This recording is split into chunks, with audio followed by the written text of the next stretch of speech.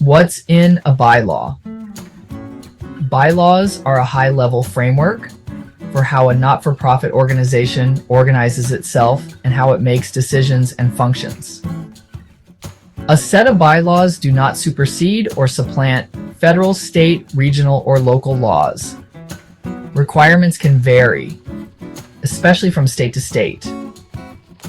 Although not always required by law, I strongly recommend that you have proposed bylaws reviewed by an attorney. Bylaws are designed to be a higher level governing document for an organization. How are decisions made, and who has the authority to make those decisions? How do people join the board of directors?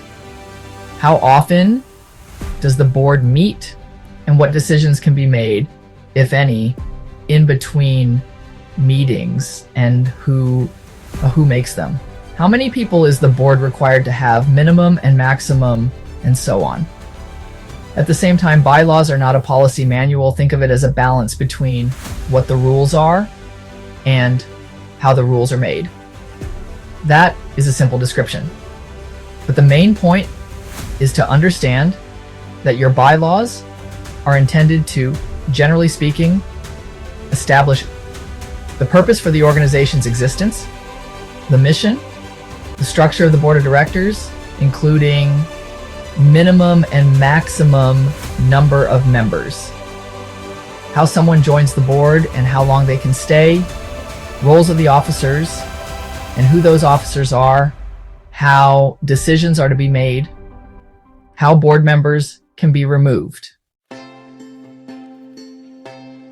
Typically, additional guidance provided in a set of bylaws include compensation arrangements, whether compensation exists or not, how conflicts of interest are to be handled, indemnification of directors and officers, any standing committees or language giving the board the authority to convene such committees, meeting guidelines, things like frequency, quorum, how many members must be present to take a vote, process for amending your bylaws. Often it makes more sense to have an amendment process so that you don't have to undertake a full bylaws revision. Dissolution clause. If the organization is dissolved, how is that decision made and how are assets distributed? If you have or intend to have a chief executive or executive director, be sure and specify the board's authority to hire and terminate them. This should include how many votes are required for doing so. Although it can be tempting to include more detailed policies like hiring practices, contracting with vendors, communications, even cash handling. These are best handled as separate operations policies directly related to how the business of the organization is expected to occur. Just remember, bylaws are generally in place to guide how many organizational decisions are to be made, and not so much on what the decisions themselves may be. Bylaws can be intimidating, but don't let them scare you.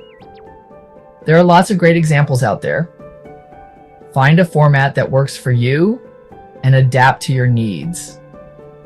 Just remember, your bylaws should be clear and serve the organization in assisting the board of directors to fulfill its fiduciary duties.